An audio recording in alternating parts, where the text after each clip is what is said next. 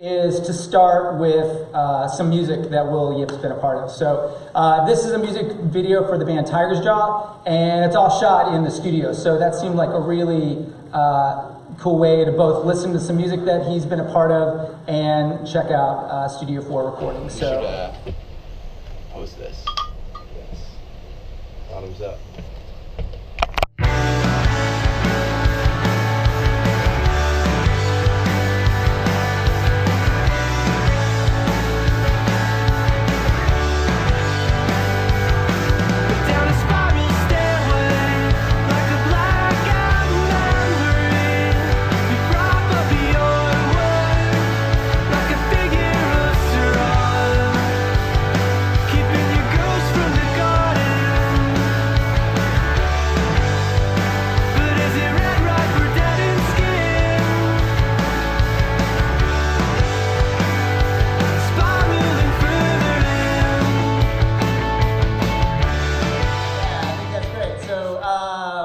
Mr. Will Yip.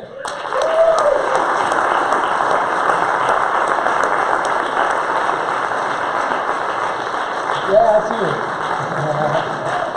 It's awesome. It's like the entrance music. Yeah, you know? Well, that's good. So, thank you so much for being here, man. Thanks for having me. Super excited. So, awesome. Yeah, I got a couple things I want to talk about, but watching that video, and I watched that a couple times, and so a couple things that I will pull out of that video, and if anyone else wants to chime in, I'll do one thing that I pulled from that video, and see just watching, because I think it's a really good snippet of working on that record, right? So one thing to me that I noticed is I think there's one shot of you sitting in the chair. Oh yeah. That's it. But the rest of it, I think there's one of you sitting on the console, but you're even eating pizza standing up. You're at the console standing up, like you're moving. You're constantly moving. I think that's a really interesting observation working on that record. What else watching that video did you see that you thought might be interesting? Anyone workflow or anything? Go ahead. I know you've been talking about like it's not like not super nerdy with the mics and stuff, but just how casual not only the feel of the session was, but just like looking at the setup, like it wasn't. I mean, I'm sure you did, but it seemed like you didn't take like your time getting the exact like placement and all that. Like you're just in the control room playing guitar and singing. Yeah, that's the thing, man. I don't like, again, just like we talked about over in the other room, I don't like getting too nerdy with things. At least I don't like the band to feel that energy. You know what I mean? I want the band to be having fun. I want us to be having fun making records. You know, that's what making records is about. This is art, man. This is music. Everyone should be having fun making songs. You know, why else were we making music, you know? Obviously, we did our due diligence. You know, me and my assistant, we mic'd up those cabs. They lived there. You know what I mean? They lived there. Once we got a design, once we got the blueprint for how we're going to track the drums, you know, they lived there. You know what I mean? Like we didn't have to break down, reset up drums every day. You know what I mean? But yeah, you know, my goal is to keep the environment very, very fun, very relaxed. We have fun here. We have fun at Studio 4. We have fun. You know, I like to think I have fun wherever I go. That's my goal, is to have fun. I'm here, I'm having fun, you know what I mean? And I want that energy to radiate with everyone, because that's going to create the best stuff. That's going to create the best vibes, and the best vibes creates the best takes, you know? So yeah, if you create a stale environment, you're going to get stale takes, and who wants that, you know? I think you're making an important distinction, Andy. Like, so did Will make that video, or the band made that? The band made that video, right? So part of the sound of that record is them playing basketball, right? But they're not seeing all the due diligence and the hard work that, as far as, you know, hey, the band's going to show up at 1, like what time do your assistants get in there and start getting everything ready? So when the band shows up at 1, you know, the system's ready to, everything's ready to go. So I think it's really interesting to make that distinction from the band's, you know, playing basketball. That's part of the record, you know? So, Again, I want to make experiences. I want to give listeners a moment to listen to. You know, it's all about creating moments for people where you're making art. It's anything from sports to theater to art to music, especially. You know, my goal is to create experiences for people, from the listening side and for making the record. You know, I'm eating the stress. Like I was saying, I'm always stressed out. I always have mixes on my mind. I always have tones on my mind. I always have songs on my mind. I always have takes on my mind. Right now I'm thinking like, man, what parts of the Citizen record are we going to redo right now? You know, it's so great. It needs to be perfect. You know what I mean? And I'm literally thinking about that in the back of my mind right now. You know, so I'm always stressed out. But that's my burden to carry. I'm not placing that on the band, on the artist. You know, that's a job of a producer. You know, a band works with an artist, works with, or a band works with a producer because they trust them, and trust just like a film writer or an actor trusts a director. You know what I mean? They trust a producer to produce, to finish, to carry to the finish line a done product that everyone can be proud of. Yeah. So I grabbed some quotes, so I'm going to base this talk and questions, and we'll definitely have some Q&A at the end, around some quotes. So doing some research and reading articles, and even one of them's pulled from an email exchange. So I like this one. The reason why I got into these were those, and he listed a couple bands' records, and I just thought we'd leave it blank. This music changed my life, you know what I mean? It made me think about certain ways about the world, as cheesy as it sounds. That's what music does. So talk about, in one of the records you referenced, I remember the first time I put play on the CD on this record, but how, when you started to decide that there's music that's being played, and there's that lightning bolt moment that, like, wait a second, there's something else going on. Yeah. Into this getting to me. What do you? Yeah, obviously music's such a subjective thing. Sure. You know. That's why I left it blank. Yeah, and that's why, you know, people love different things. People love different records, but the first time I heard In Utero, so we take In Utero, we take or we insert again, we leave it blank. I'll bring up In Utero because that record made me want to produce records. You know, because when I heard the drums pump through, and it's not the finest mix. I thought Nevermind was a way more polished of a mix, right? But In Utero, man, when I heard those drums, my mind was blown. I never heard drums like that. You know, I was only probably like 8 years old at this time. You know, that discovered it, and I'm like, damn, I want all drums to sound like this, you know what I mean? Like, I just want the feeling of it. At that point, I didn't know that it was engineering. I know what I was listening to, but I was like, damn, this is great. And then when I revisited, when I was getting more into music, when I started playing drums, and I revisited In Utero, I'm like, this is what I want. I don't want all my records to sound like this, but the feeling that I experienced listening to this record, I want people to have that feeling of like, damn, what are they doing? This makes me feel a certain way, you know. And again, I think all the way from producing to mixing to mastering, even, you know, it should be as emotive as writing the lyrics. You know what I mean? You should be aiming to make people feel a certain way, you know. And when I revisited, you know, In Utero, when I listened to Smashing Pumpkins for the first time, you know, when I first listened to Siamese Dream, I was like, damn, these snare tones is unlike, and the playing, most of it's in Chamberlain's playing too, but I was like, these are the tastes, these are the sounds that I want to kind of emulate and create to inspire other people. You know what I mean? Obviously, my goal is not to make every record sound like Smashing Pumpkins. I don't want that, but it's just about that feeling. It's just about this vibe, you know? Again, this shared heartbeat of a vibe is what I talk about every time I reference like my world of music.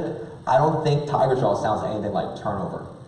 Not at all. But I think we all share a heartbeat in that we kind of do what we want. You know, we don't sacrifice, we don't, you know, we don't give way to what people think, to what you think.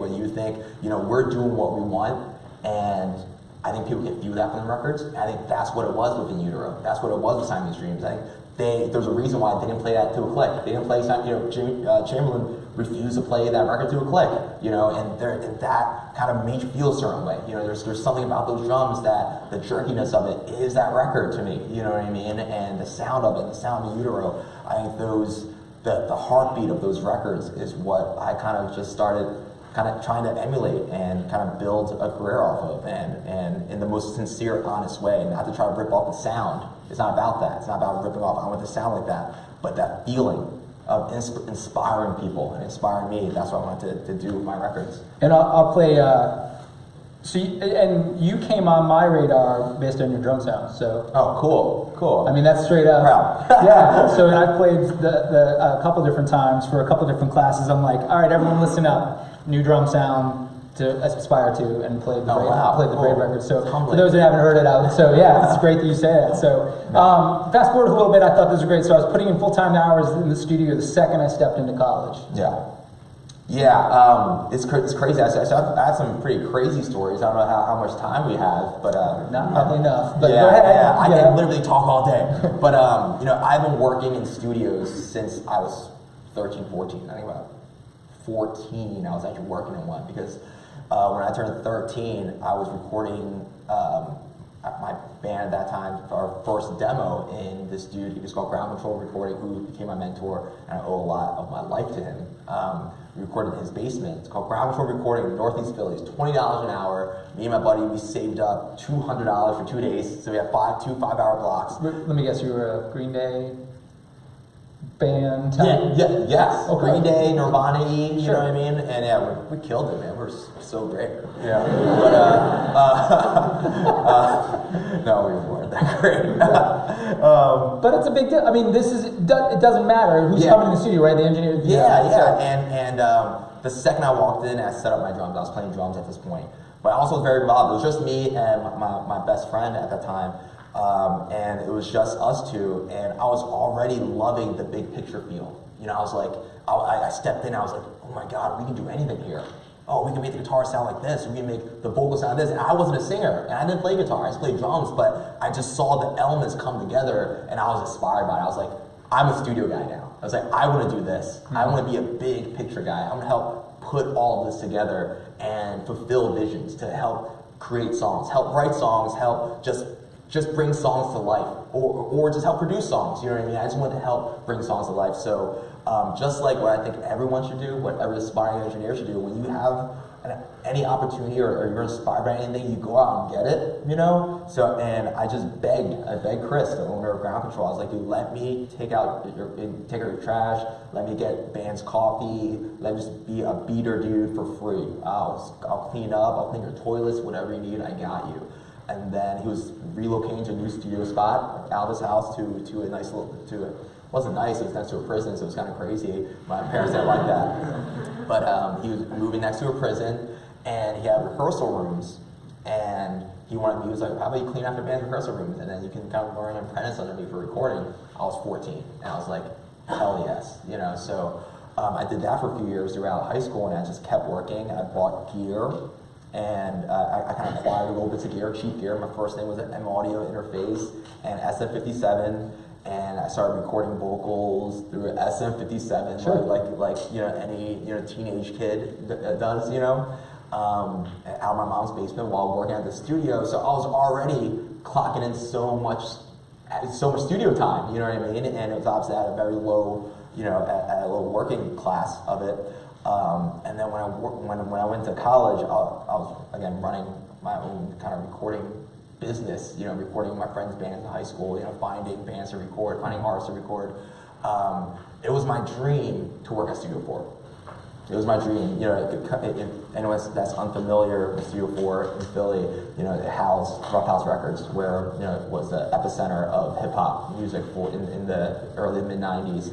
And it was my dream to work there, but it just felt so far away. Mm-hmm. I was like, I can't do that. Phil Nicola has a Grammy. How am I going to hang out with that dude? I'm just a 16, 17-year-old dweeb, you know what I mean? Recording shitty punk bands in my basement, So I found this other studio that was really great too, called Indre in South Philly. And they were recording Jimmy Eat World. They were doing like huge radio shows. They recorded huge radio shows there. And I was like, my goal is, I'm gonna get an internship there during college. My goal is to work there during college for free, and then maybe get a job there, and maybe one day work at Studio 4, who knows, So when I was a freshman, again, I was still in my mom's basement and still running the personal rooms out of the studio. I typed up the coolest email. The way I approached kind of offering services or like trying to convince anyone to let me do anything. My goal, as I think everyone should, is try to present in a way that the other person, there's no way he can say no. You know what I mean? That's how I approach things, because they know I get them. And that's my goal, is that when someone walks into the studio with me, they know that I understand the song and I understand their vision. If I don't understand their vision, I just won't do the record. You know what I mean? But because I do, we're flying. We're gonna have a great time, and we're gonna make the record that we want to make, whatever that vision is. They're not trying to kind of adhere to my vision. My goal is to be a part of their vision and just to realize their vision, but maybe make it greater. And I think that's why people back it, is because the learning curve isn't there. Because I do my research for bands. I do my research with their live show. I go out to live shows before I ever record a band's record. I watch their live YouTube videos. I listen to all their past stuff and say, what does this band need? And I listen to their demos, like, how can we improve these songs and not just this batch of songs, but how can we improve just the overall arc of their career with these batch of songs, you know?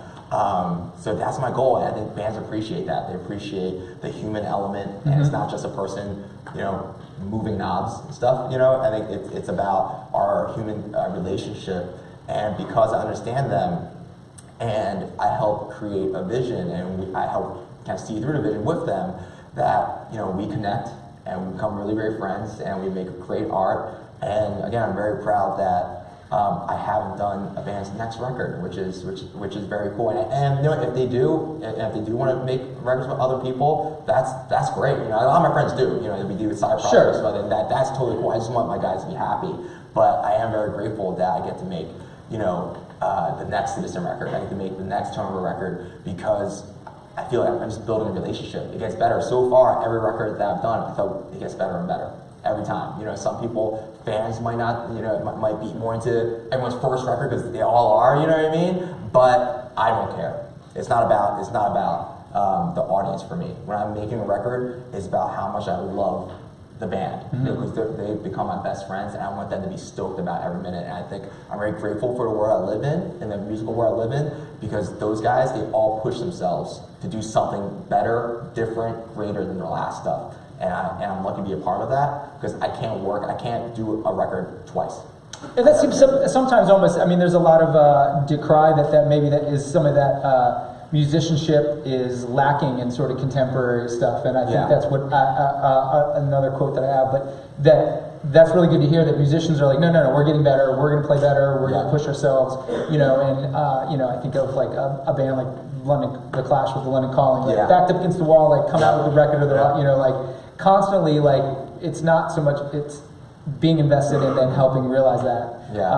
And I think that also goes with this other quote. So the second I see someone play, the second I kind of just dissect what they can do with their voice or their sound, and I see a couple takes, I know exactly how good it could possibly be, which is something that it takes a long time to get there. And I am also, like you, not a singer and a drummer, but you can hear it. And then you can help them figure that out. So where did that come from? And that just came from doing it a lot. You know. Again, like I was saying over at the open house, as a producer, your goal is to create a vision, is to create a blueprint for the record. You know, you're creating this blueprint, and then when we actually track it, we're just tracing it. You know what I mean? So like when you know, I can't do a record without pre-pro, without doing very extensive pre-pro. We spend a lot of times more time doing pre-pro for a song than we do actually tracking the song, you know, just to make sure that every decision that we're making is right, every melodic decision is right, that every tempo map is right, every drum fill is right, you know.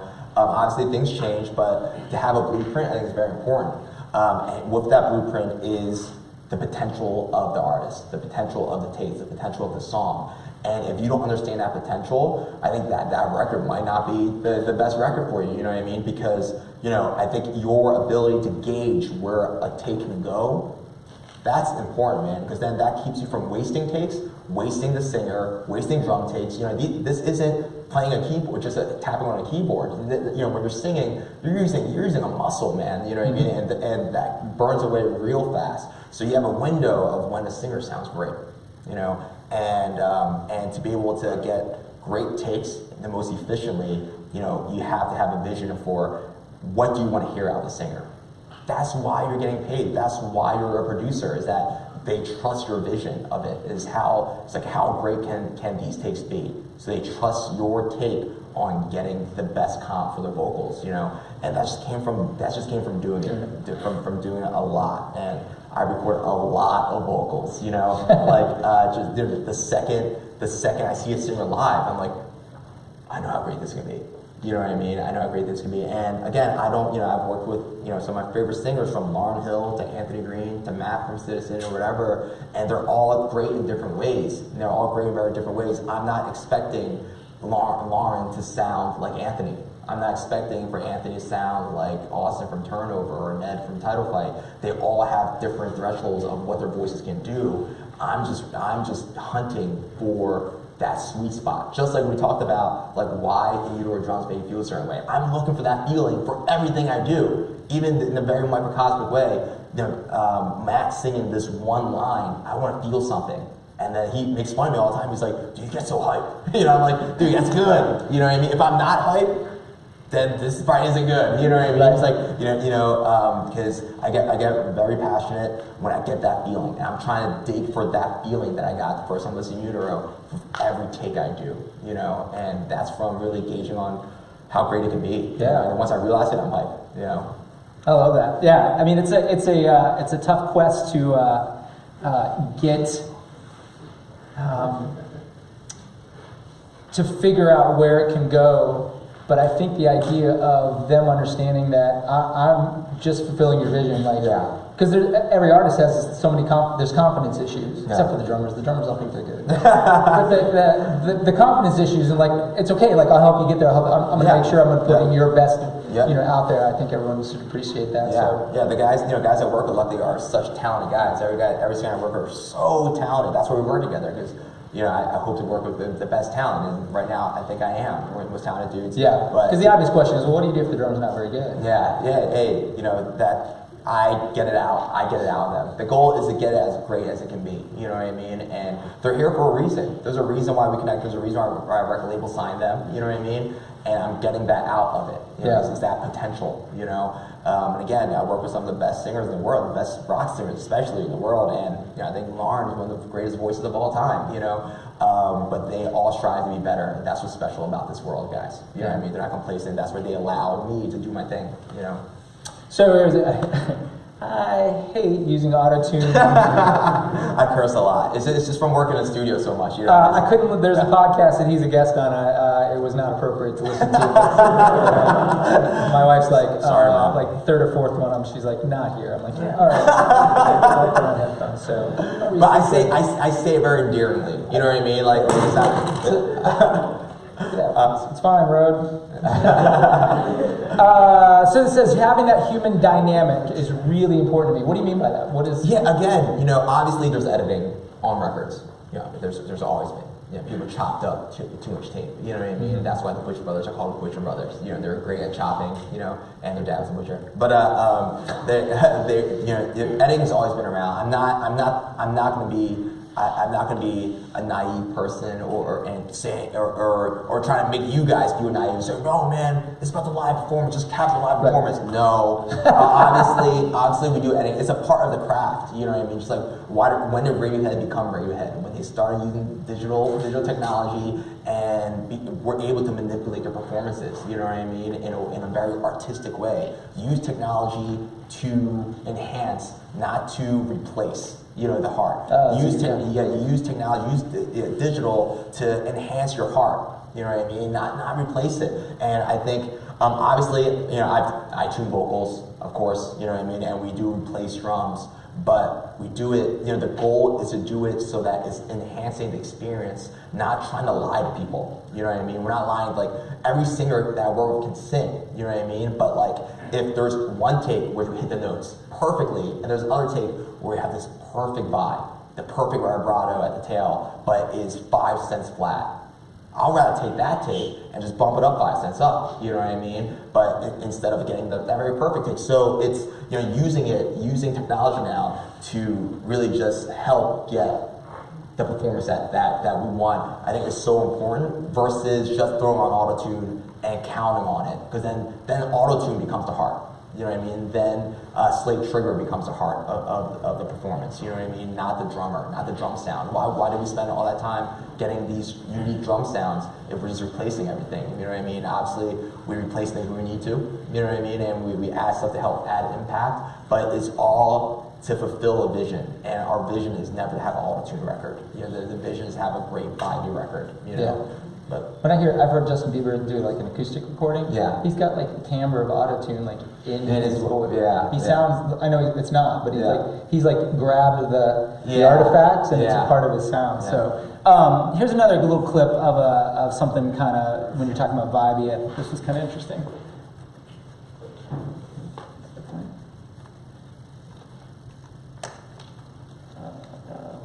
Oh.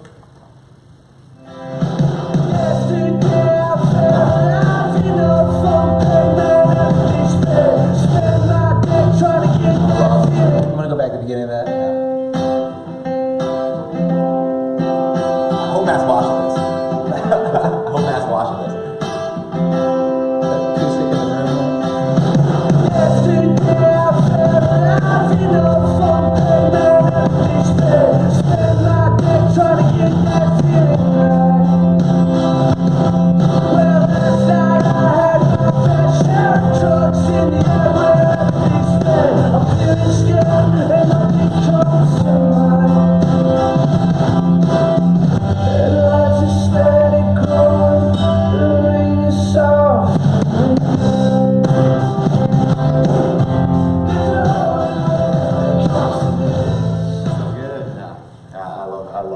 So by all natures, like, is that and again, what does a good acoustic guitar sound like? That's a cool acoustic guitar sound.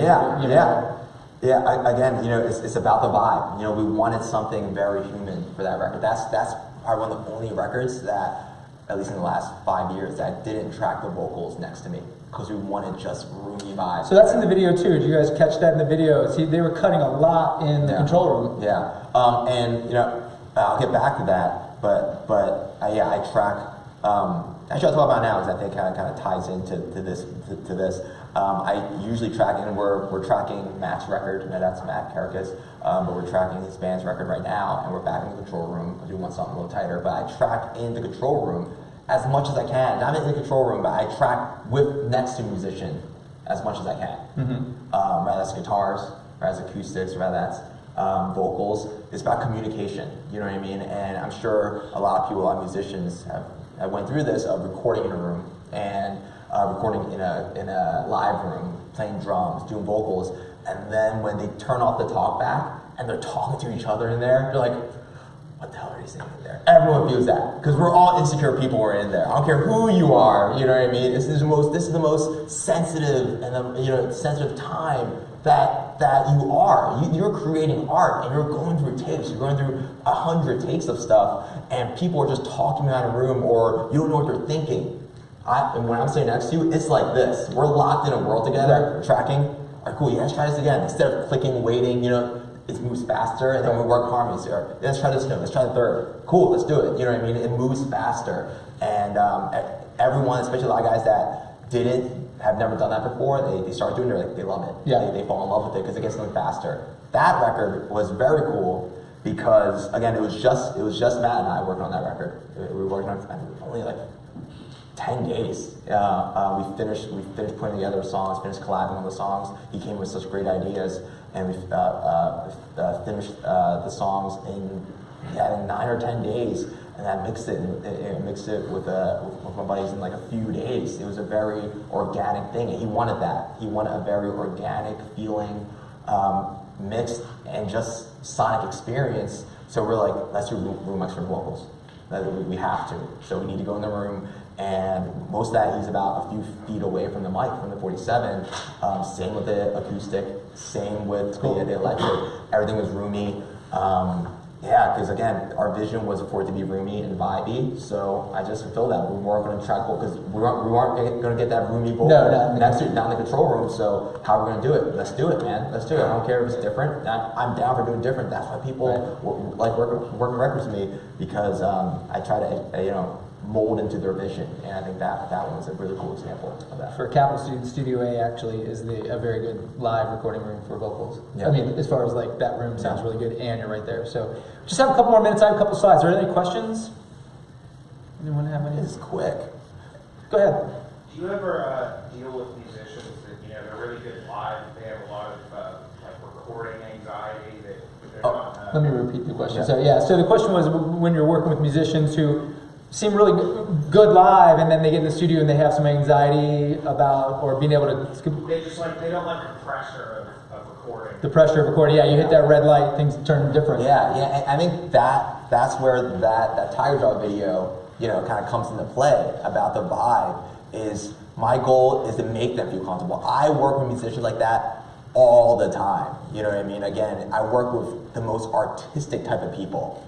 Very, very artistic, very vibey. They base their performances around the live performance. You know what I mean? And again, that's why we tried tracking the first Title Fight record live. You know what I mean? We did a Title Fight record to tape because they wanted to keep that authentic thing, and that's why they're so great. But yeah, a lot of guys are very, insecure about recording.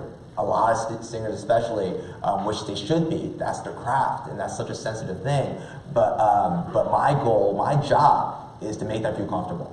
Your job is, as a producer, is not to say, no man, just record, go.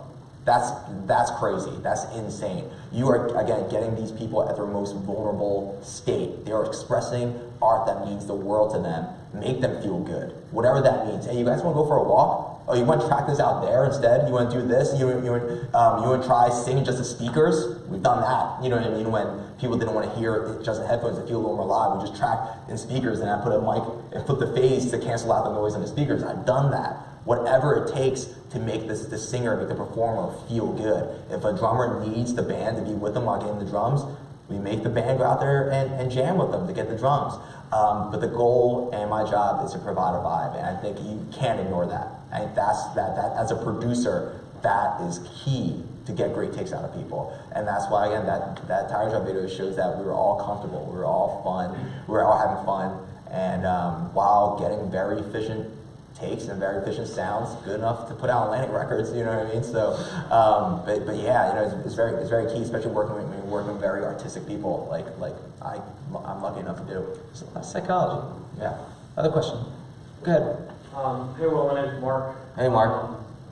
So you mentioned that pre-production is a big part of what you do, and you're really big on making a very detailed blueprint for going into tracking. How are you able to do that while keeping like the vibe and organic, I guess, feel while you're tracking, and it doesn't feel robotic almost and planned out as much? Yeah, so the pre-production, what happens in there, and does it get too rehearsed? So hey, when you then are actually doing it for real, right? Yeah, I think the goal of pre-pro is make it feel like band practice.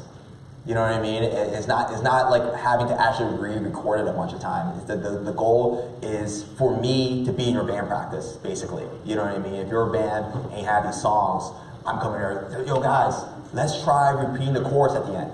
You know what I mean? Yo, let's try the song in a different key. Let's try the song in a different tempo map. You know, and you have to make good decisions. You know, limit your mistakes, you know what I mean? But try to bat. You can't hit a home run, you don't swing, you know what I mean? Bands value good ideas. And even if I give 10 ideas and only use 4 of them, that's 4 ideas that we have now. You know what I mean? Instead, that made the song better instead of having the song be what it was just coming in. You know what I mean? So pre-pro, again, I think is very important. As long as you're making good decisions. You're making good decisions, that keeps energy up. That keeps the downloads going away because it's new. We're adding a different bridge. That's a new song now. You know what I mean? We're adding a melody to a chorus. That's a new song now. You know, we're changing the key, we're changing the tempo. It feels better. We're all energized by that. It's not of us just doing the same thing over and over again. I think that's when stuff gets stale, you know what I mean? Of us like doing and making mistakes and it's like, oh, we're just back here. No, you know, I like to think that I'm well researched with the songs and I go through my notes a lot before we actually go in. It's like, yeah, dude, I really feel that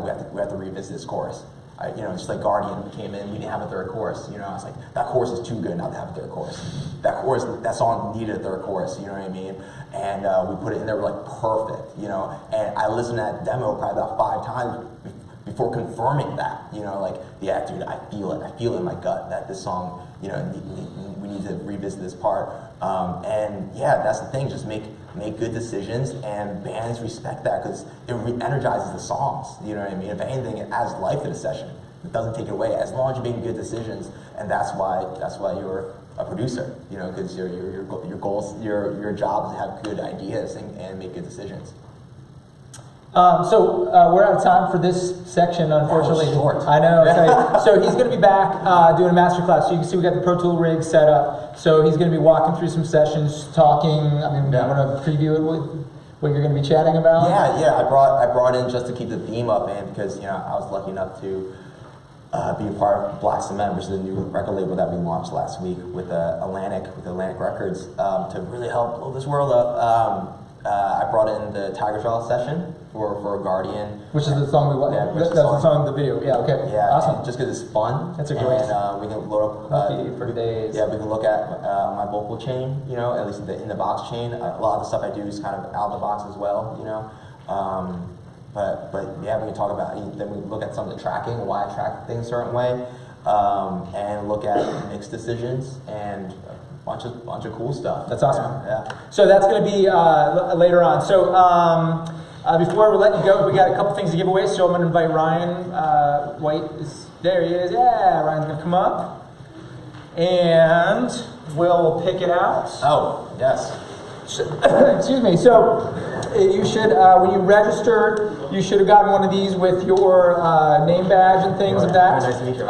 So if you have not, or you don't have your badge or didn't have one of these to put in, there'll be more giveaways at the end of the master class. So we'll do that. So we'll do a couple t-shirts. So we'll Is this for a t-shirt? Yeah, we'll do t-shirts first. We got a bunch of shirts to get out. So Mix it up in there.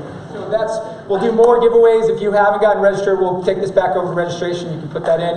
We'll excuse for your 3 o'clock sessions. If you need help or anywhere to go, or you want a quick picture with Will, you all right with that? Yeah. Thanks very much, Will.